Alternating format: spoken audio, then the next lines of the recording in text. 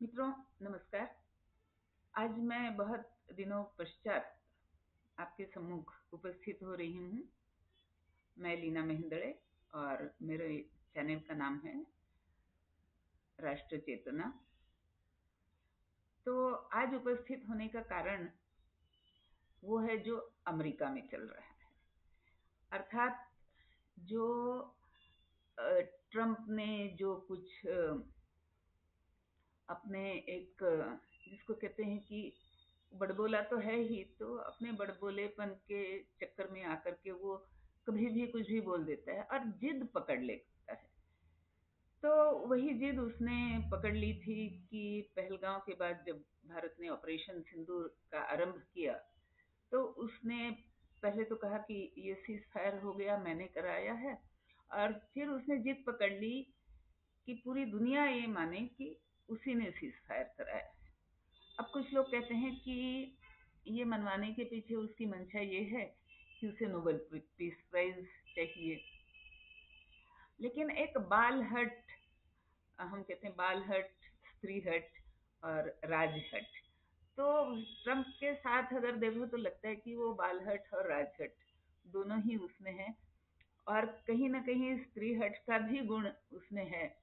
तो उसे अब रट लगी है कि मुझे तो नोबेल प्राइज चाहिए। जैसे बच्चे कहते हैं ना, मुझे वो चांद चाहिए, तो मुझे तो नोबेल प्राइज चाहिए। अब नोबेल प्राइज के लिए सबसे अच्छा तरीका क्या हो सकता था कि अगर भारत कह देता, अगर मोदी जी कह देते कि हाँ, इसी ने अ, भारत और पाकिस्तान के बीच में सीज फायर कराया, ऑपरेशन सिंदूर रुकवाया, तो फिर उसे नोबेल प्राइज मिल जाता।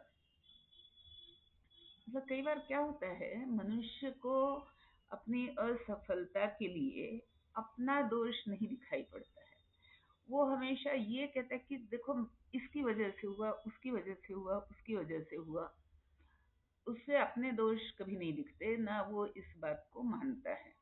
तो ट्रम्प का भी कुछ वही हाल है। अब चलिए, ऑपरेशन सिंदूर को हुए भी बहुत दिन हो गए। उसका पूरा जो कवित्व था, जिसे हम कहते हैं, वो भी पूरा अ, समाप्त हो गया। उसके 30 या 40 बार दोहराने के बाद भी मोदी जी ने स्वीकार नहीं किया। मोदी जी ने संसद में ही कह दिया कि भारत ने किसी भी दूसरे देश के किसी भी नेता की बात के कारण सीज फायर नहीं किया है, बल्कि अपनी ही सेना के रणनीति के अनुरूप और अपने ही विचार से जो कुछ किया है वो किया है। तो वो मामला समाप्त हो गया। अब ट्रंप ने क्या किया कि टैरिफ पर टैरिफ, टैरिफ पर टैरिफ, आज ये टैरिफ, कल वो टैरिफ, इस तरह से आरंभ किए। तो शुरू शुरू में तो ऐसा लगा कि वो थोड़ा सा कहीं ना कहीं अपनी तार्किकता को बचाए रखते हुए टैरिफ लगा रहा है। तो वो हर टैरिफ के पीछे कोई ये कारण दे दिया, कोई वो कारण दे दिया। फिर एक स्थिति वो आ गई जब ट्रंप पे वही कहानी लागू होती है जो कि पंचतंत्र में हम पढ़ते हैं कि भेड़िया और बकरी का बच्चा। अर्थात वो भेड़िया ऊपर में पानी पी रहा है, पानी बहा जा रहा है, नीचे झरना है, तो नीचे कहीं दूर पर एक बकरी का बच्चा है, वो भी पानी पी रहा है। तो भेड़िया ऊपर से चिल्ला के कहता है कि अरे बकरी के बच्चे, तूने मेरे पानी को अपवित्र कर दिया, जूठा कर दिया, तो अब तो मैं तुझे खाऊंगा। तो बकरी का बच्चा कहता है, लेकिन श्रीमान, आप तो ऊपर हैं, मैं नीचे हूँ, तो पानी तो पहले आपके पास आ रहा है, फिर मेरे पास आ रहा है। पानी यहाँ से ऊपर तो जा नहीं रहा विरुद्ध दिशा में, तो फिर मैंने जूठा किया, ये तर्क संगत तो है नहीं। तो भेड़िया बोलते हैं, अच्छा अच्छा, ये बात है, लेकिन किसी जमाने में तुम्हारे जो माता पिता थे वो मेरे पानी के पीने की जगह के ऊपर जा करके वहां से उन्होंने पानी जूठा किया था, इसलिए अब मैं तुम्हें मारूंगा। अर्थात जो अनाचारी है, अधर्मी है, अत्याचारी है, उसे उसे पहले लगता है कि चलो मैं थोड़ा सा तर्क दे करके लोगों को बता देता हूँ कि देखो, मैं कोई भी अतार्किक या अन्याय की बात नहीं कर रहा। पर जब उसके तर्क खत्म हो जाते हैं तो वो इस बात से वो पीछे नहीं हटता कि मेरे तर्क खत्म हो गए तो अब मुझे अपनी बात की जिद छोड़नी चाहिए, ये नहीं होता। फिर वो तर्कहीन होकर के जिद पर अड़ा रहता है। तो ट्रंप ने वो भी कर लिया। अब उन टैरिफों का उत्तर भारत सरकार ने और मोदी जी ने और भारत की जनता ने इस प्रकार से दिया कि चल बेटे, लगा ले तू टैरिफ, हम अपनी इंपोर्ट एक्सपोर्ट की नीति में सुधार करेंगे, हम कुछ इंपोर्ट बंद करेंगे, हम कुछ अपनी टेक्नोलॉजी में सुधार करेंगे, हम कुछ बदलेंगे, हम कुछ सह लेंगे और हम यथा तथा अपने आप को एडजस्ट कर लेंगे, पर तुम्हारी बात नहीं मानेंगे। तो अब इस बात पे भी ट्रंप का जो हट है, राजहट, वो और भी अधिक अब उसके लिए आवश्यक हो गया कि वो उस हट को निभाता रहे। फिर क्या हुआ? और अब मैं आती हूँ अपने असली मुद्दे पर। ट्रंप ने अपने एक वजीर से ये कहलवा दिया, ये लिखवा दिया एक्स या ट्विटर पर कि भारत में क्या हो रहा है। तो भारत में जो ब्राह्मण हैं वे सारी पूंजी को अपने पास रख रहे हैं और जो ब्राह्मण नहीं हैं उन्हें वो उनकी पूंजी को वो छीन रहे हैं और उन्हें पूंजी विहीन कर रहे हैं। ये अर्थात भारत में एक तो होता है कि गरीब और अमीर का झगड़ा, और दूसरा होता है कि एक जाति का और दूसरी जाति का झगड़ा। यहाँ पर एक मिक्सचर बन रहा है, वो दोनों को मिला करके एक कूटनीति बनाई जा रही है भारत की जनता को भड़काने और बहकाने के लिए। तो अब हमें ना थोड़ा सा सोच करके थोड़ा सा कुछ शब्दों की व्याख्या मुझे लगता है कि समझनी आवश्यक है। और यहाँ मैं जो शब्द चुनना चाह रही हूँ वह शब्द है ज्ञान, और ज्ञान से मिलने वाला आनंद।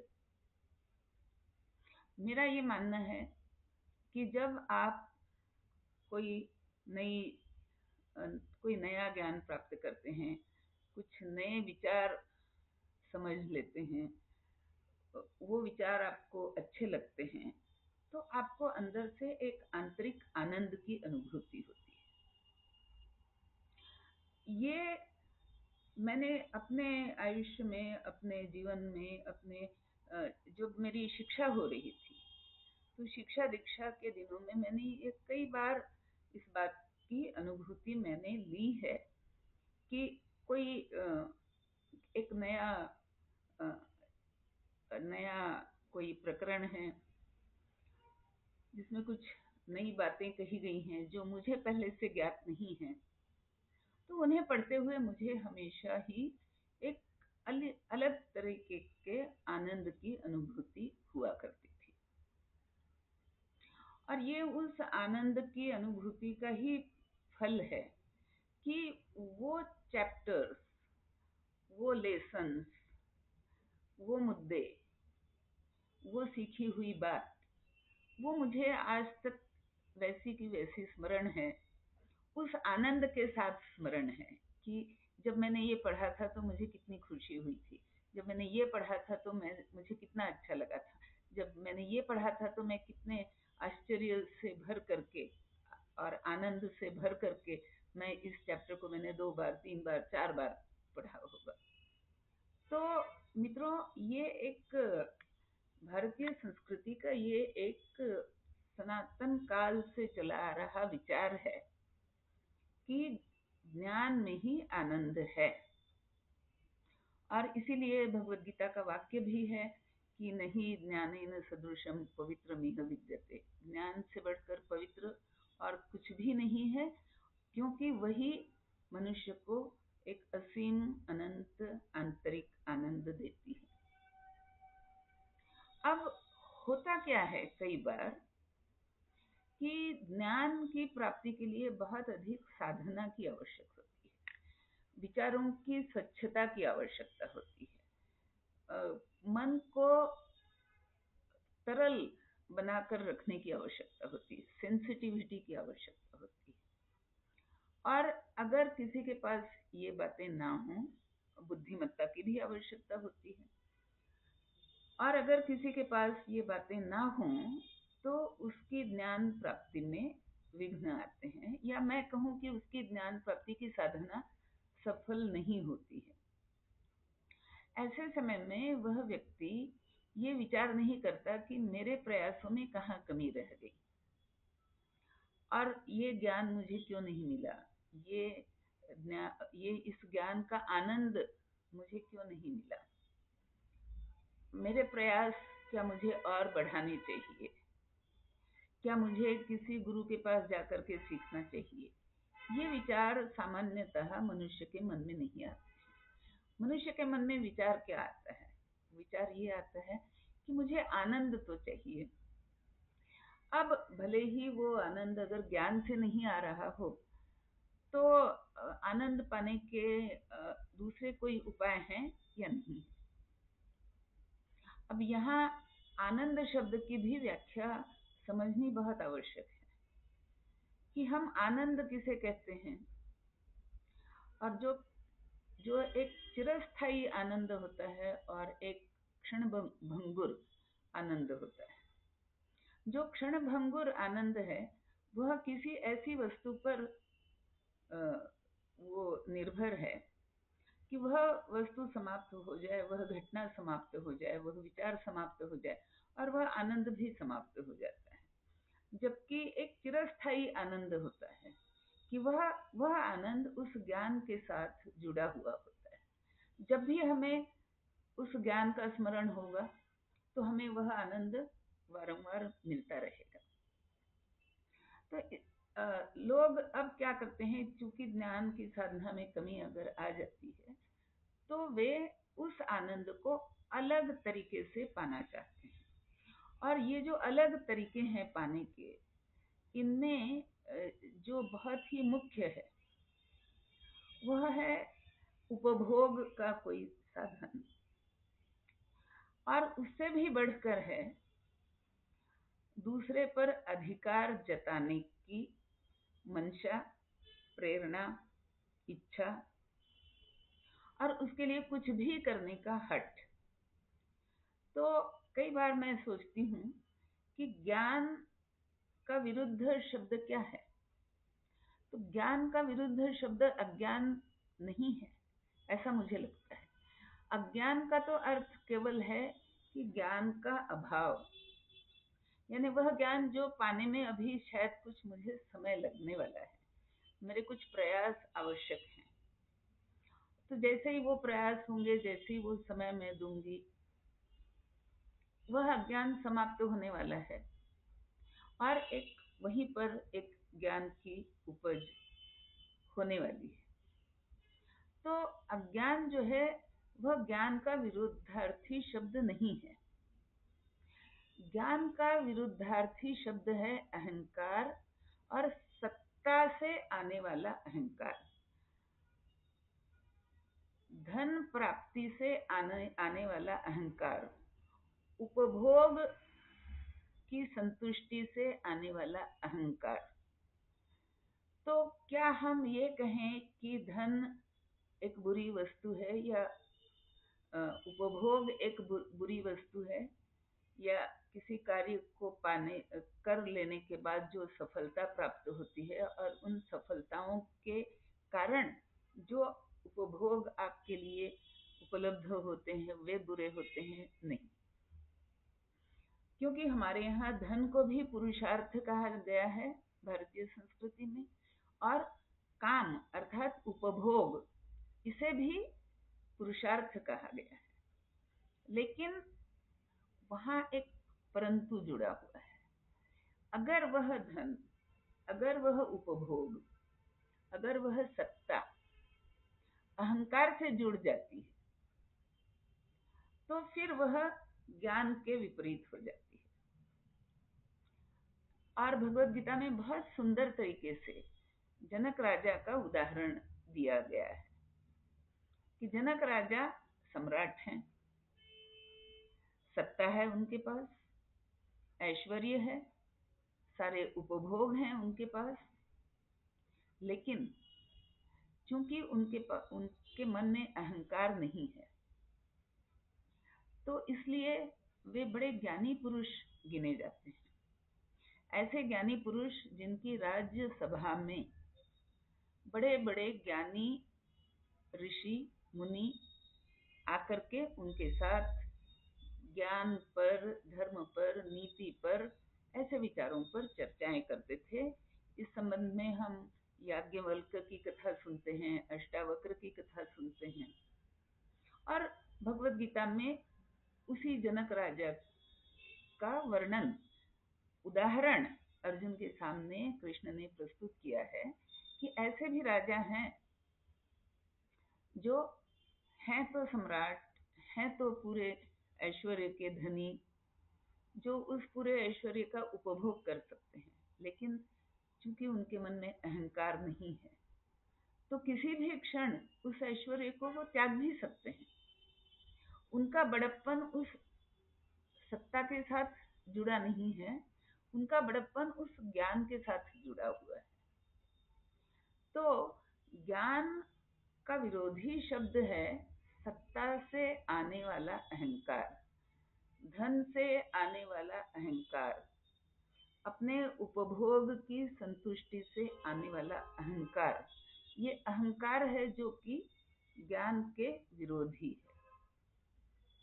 और भारतीय संस्कृति में ब्राह्मण शब्द जो है, यहाँ मैं जाति की बात नहीं कर रही हूँ, ब्राह्मण शब्द जो है वह जुड़ा हुआ है ज्ञान के साथ।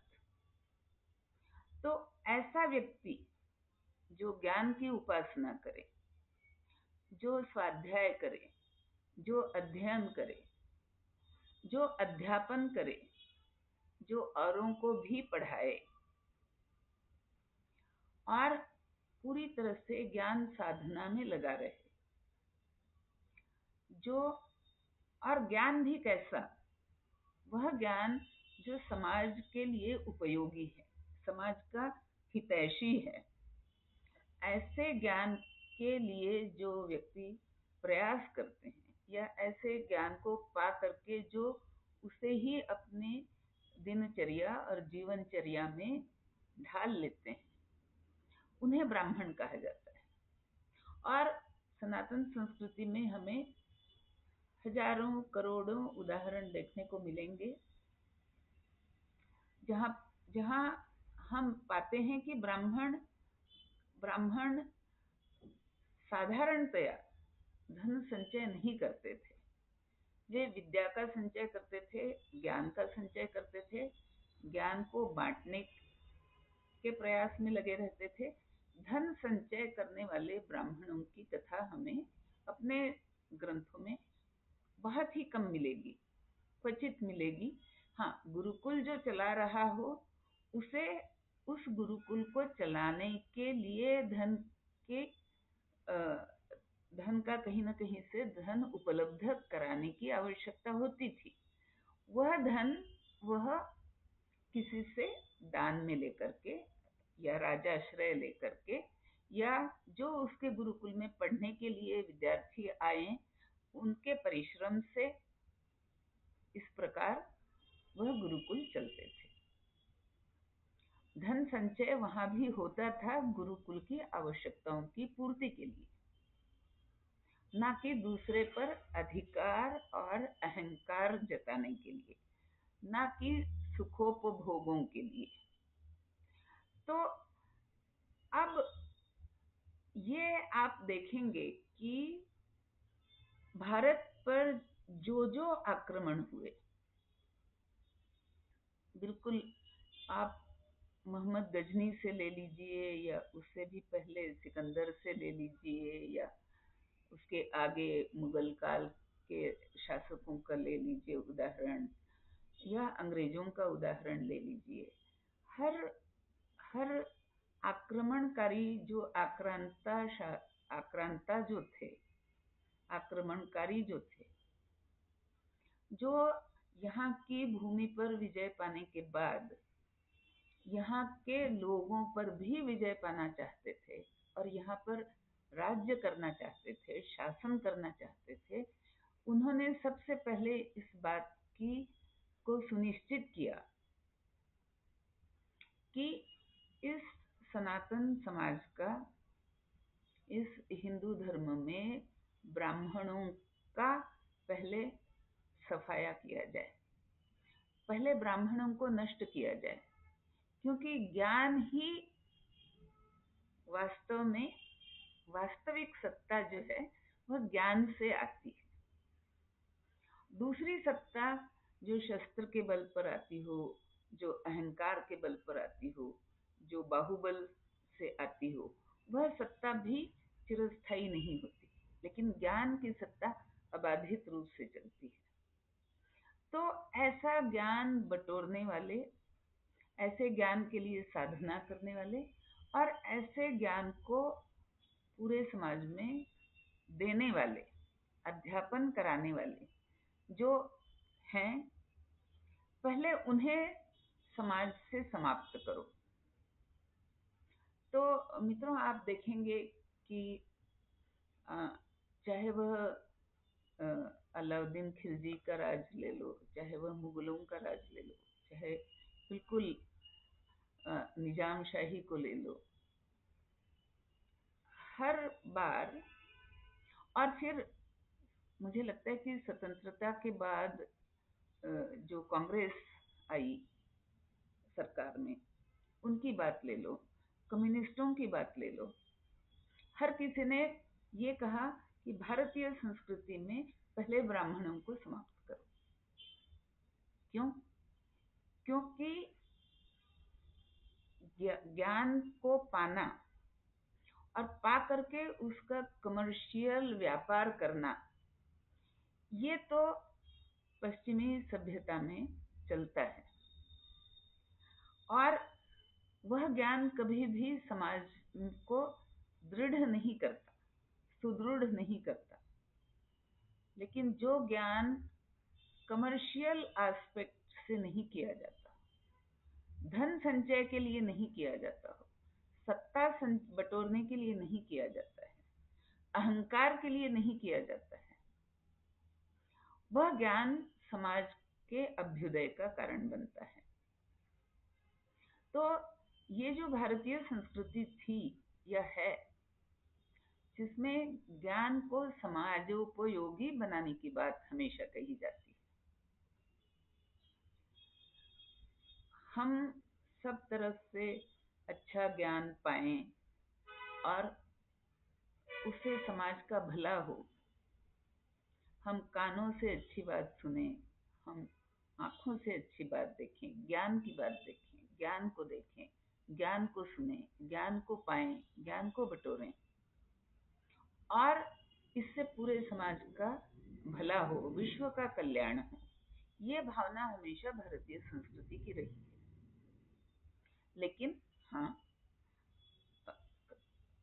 इस ज्ञान का व्यापारीकरण भी हो सकता है, ज्ञान को पैसा कमाने का जरिया भी बनाया जा सकता है, जो कि बनाया गया।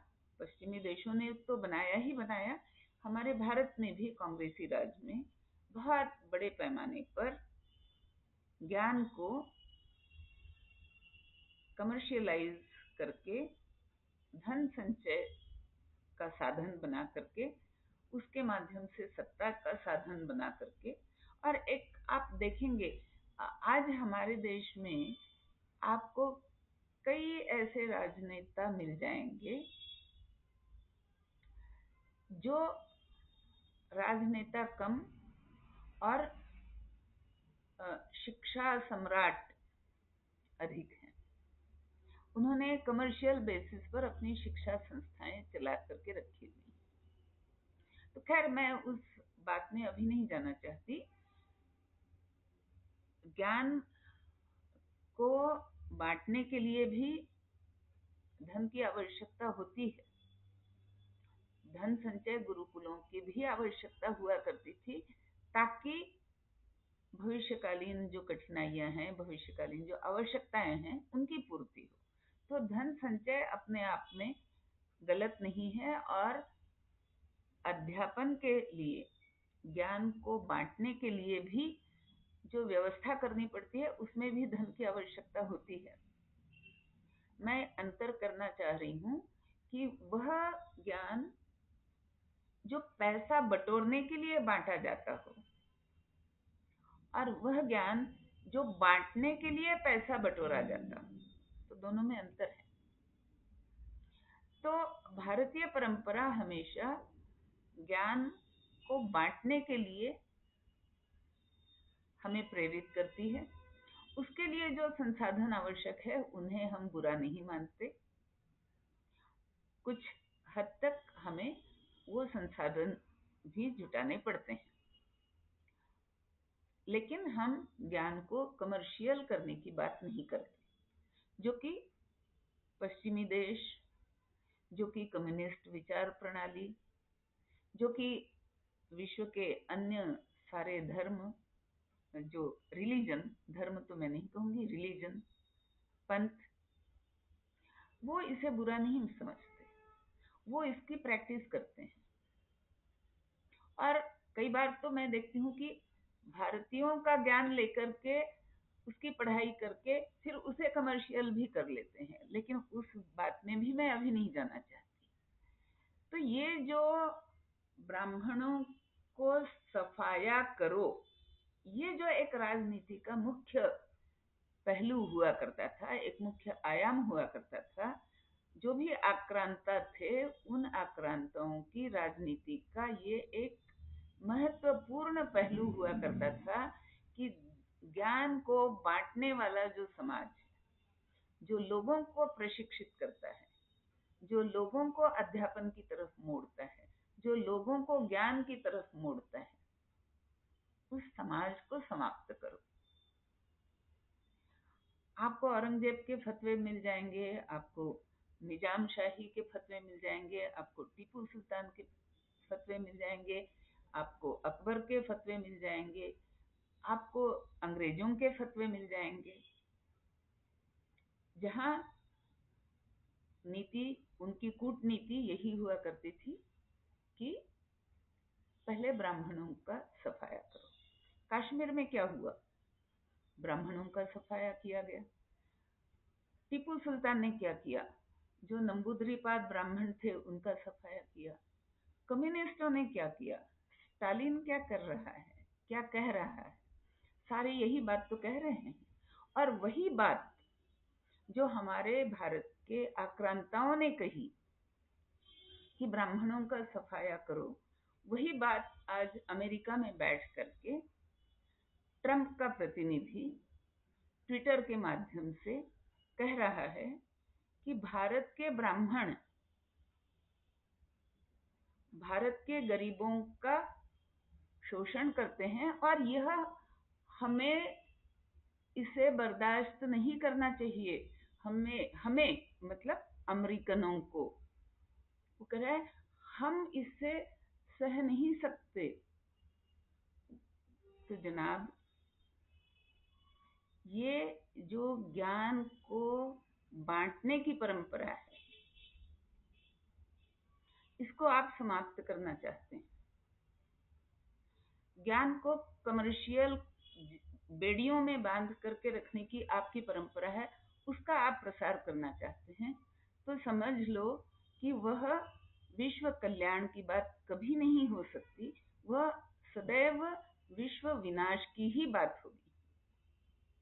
और यह वही सत्ता लोभी लोग कर सकते हैं, वही अहंकारी लोग करते हैं, जिन्हें वास्तव में ज्ञान से आनंद की अनुभूति कैसे करी जाती है, इसी बात का ज्ञान नहीं है। तो ऐसे अहंकारी, सत्ता लोभी, विदेशी, आक्रांता जो ज्ञान को कमर्शियलाइज करने में अपना बड़प्पन समझते हैं और उस पैसे से आने वाली सत्ता के कारण अहंकारी हो जाते हैं, वे चले हैं भारत में जो भारतीय परंपरा है ज्ञान को बांटने की, और उस ज्ञान को बांट करके जो समाज का अभ्युदय होता है, जो समाज की उन्नति होती है, उस उन्नति को रोकने की का प्रयास ये जो कर रहे हैं। और इसमें वो ला रहे हैं फिर गरीब अमीर। अब देखिए, मैं हमेशा कहती हूँ जो कुतर्क करता है वो केवल दो हिस्सों में आपको बांटता है, या आपके सामने वो केवल दो विकल्प रखता है, एक गरीब और एक अमीर। और जो अमीर है वह निस्संदेह उसे विलन के रूप में पेश किया जाता है, और जो गरीब है वह उसे बेचारा, विक्टिम, जो अन्यायग्रस्त है, इस तरह से उसका चित्र पेश किया जाता है और उसे न्याय का अधिकारी घोषित करके, और इस कारण से उस धनी व्यक्ति से द्वेष करने का, ईर्ष्या करने का, विद्वेष करने का, कई बार हिंसा करने का अधिकार मानो इस गरीब को दे दिया जाता है। हमें इस भ्रमित करने वाले ज्ञान से बचना होगा। हमें समझना होगा कि दो कैटेगरी नहीं है, चार कैटेगरी। एक वह जो गरीब है परंतु नीतिवान है, ईमानदार है, आलसी नहीं है, संतोषी है, अपने परिश्रम से जीता है, अपनी मेहनत की रोटी खाता है, दूसरे का छीनकर खाने की प्रवृत्ति उसकी नहीं है, और अपनी तरफ से वह समाज की भलाई में अपना हाथ बटा रहा है। एक गरीब वह है। एक अमीर भी वह है जो परिश्रम से और ऑनेस्टी से, ईमानदारी से अपना धन कमा रहा है। भले ही उसकी योग्यता अधिक है तो वह अधिक धन कमाएगा, अपनी योग्यता के अनुसार कमाएगा, परंतु परिश्रम से कमाएगा, ईमानदारी से कमाएगा, नीति से कमाएगा, तो वह अमीर है। और दूसरे जो दो भेद हैं वे भेद हैं कि एक वह अमीर जो अनीति से अपना धन कमा रहा है, जो सत्ता, धन, अहंकार, कमर्शियलाइजेशन, हर बात का commercialisation, not for the good of the society but for my own containment, वो एक तीसरी कैटेगरी है। और गरीब की भी एक चौथी कैटेगरी है। वह कैटेगरी क्या है कि वह गरीब जो ये कहता है मैं कोई काम नहीं करूंगा, मैं कोई परिश्रम नहीं करूंगा, मैं कोई प्रयास नहीं करूंगा, लेकिन मुझे सब कुछ मिल जाना चाहिए क्योंकि मैं गरीब हूं। तो हम अपने आसपास ऐसे लोगों को भी देख रहे हैं जो विपन्न तो हैं आर्थिक दृष्टया, पर वो आलसी भी हैं, वो अकुशल भी हैं, वह प्रयासहीन हैं, वह साधना नहीं करना चाहते। ऐसे भी हैं जो अनीति से दूसरे के धन की इच्छा रखते हैं। तो हमें समझना होगा कि जो दो श्रेणियां इस ट्रंप के मित्र ने बताई, शायद नेवेरो या ऐसे कुछ नाम है उसका, जो फाइनेंशियल एडवाइजर है ट्रंप का, तो उसने जो दो कैटेगरीज कर दी, एक अमीर एक गरीब, जब नोटबंदी हुई थी तो मुझे याद है कि तब भी यही रोना रोया गया था कि अरे इसने तो अ, गरीबों को गरीब बना दिया, अमीरों को अमीर बना दिया, वगैरह वगैरह। किसी ने कहा अच्छा ये नोटबंदी करके मोदी जी ने अमीरों को गरीबों से लड़वाया है। तो उसका उत्तर मैंने कई बार दिया है कि जी नहीं, उन्होंने फर्क किया है। उन्होंने कहा है एक तो वो ऑनेस्ट अमीर हैं जिनके हर पैसे का, हर पाई पाई का हिसाब स्वच्छ रूप से, शुचिर्भूत रूप से उनके पास है। नोटबंदी से उन्हें कोई हानि नहीं पहुंची, सिवाय इसके कि थोड़े दिन उन्हें थोड़ी सी कठिनाइयां होंगी, क्योंकि पैसे के चलन का परिमाण जो है वो कम कर दिया गया था। आप दिन में केवल इतना ही खर्च कर सकते हैं इत्यादि, थोड़े दिन के लिए। दूसरे वो हैं जिन्होंने गलत ढंग से पैसे कमाए हुए हैं, उनके सारे पैसे तो गए एक एक करके, उनके हाथ से काफी उसमें से माल निकल गया। तो ऑनेस्टी, डिसऑनेस्टी, ये अंतर हमें समझना पड़ेगा। नीति अनीति, ये अंतर हमें समझना पड़ेगा।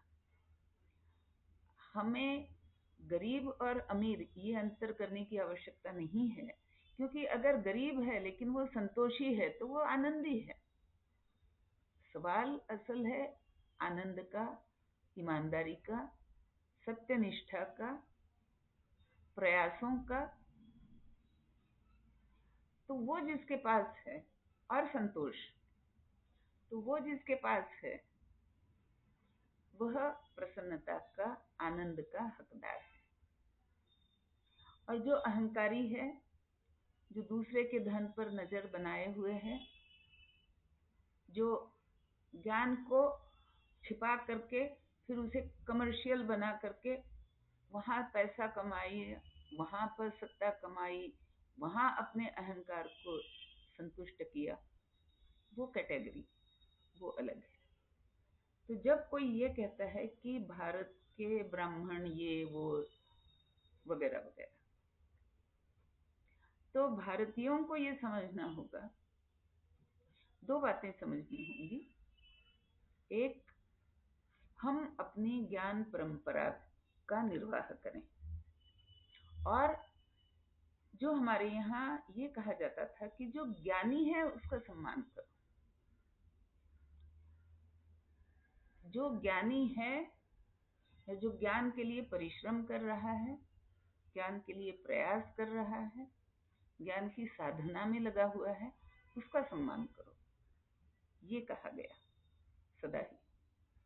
तो ऐसे हमारे समाज में ऐसे जो भी व्यक्ति हैं, चाहे आज की जो जन्मगत जाति गणना के हिसाब से, चाहे वो किसी भी वर्ग के हों, किसी भी वर्ण के हों, किसी भी समुदाय से आते हों, लेकिन अगर वे ज्ञान की साधना में, ज्ञान को फैलाने की साधना में,